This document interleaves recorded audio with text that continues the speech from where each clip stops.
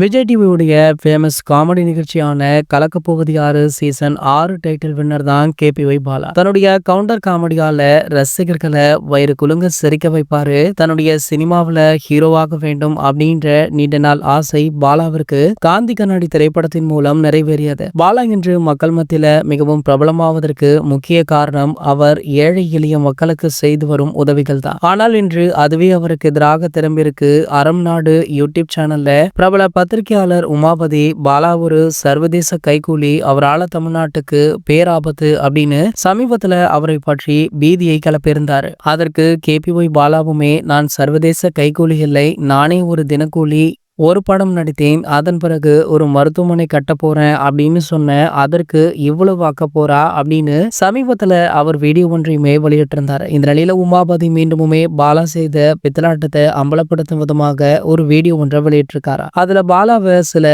அந்நிய சக்திகள் பயன்படுத்தி அவரை மூலப்பொருளாக வைத்து மிகப்பெரிய அளவுல சம்பவம் செய்ய போறாங்க. அது அரசியல் அறுவடையாக கூட இருக்கலாம். இதுதான் நான் அந்நிய கைகூலி அப்படின்னு சொன்னேன். அதனை செய்வதற்கான முயற்சியில தான் இப்போது இருக்காங்க. அதுல பாதி கிணற்றை தாண்டி விட்டார்கள் அப்படின்றது தான் உண்மை அப்படின்னு இவர் தொடர்ந்து பாலாவை பற்றி பல தவறான விமர்சனங்களை சமூக வலைதளங்கள்ல வச்சிட்டு இருக்காரு. இதற்கு பல எதிர்ப்புகளுமே கிளம்பிட்டு இருக்கு. ரசிகர்கள், மக்கள் அப்படின்னு தாண்டி பல பிரபலங்களுமே இவருக்கு கண்டனம் தெரிவிச்சிட்டு இருக்காங்க. இந்த நிலையில பாத்தீங்கன்னா கோலிவுட்டுடைய சூப்பர் ஸ்டாரான ரஜினிகாந்த் அவர்களே இவரை எச்சரித்திருக்காரா. சோ இந்த சம்பவம் தற்போது வெளியாகி வைரலுமே ஆகிட்டு இருக்கு. இது போன்ற செய்திகளை பற்றி நீங்க உடனே தெரிஞ்சுக்க நம்ம சேனலை மறக்காம சப்ஸ்கிரைப் பண்ணிக்கோங்க.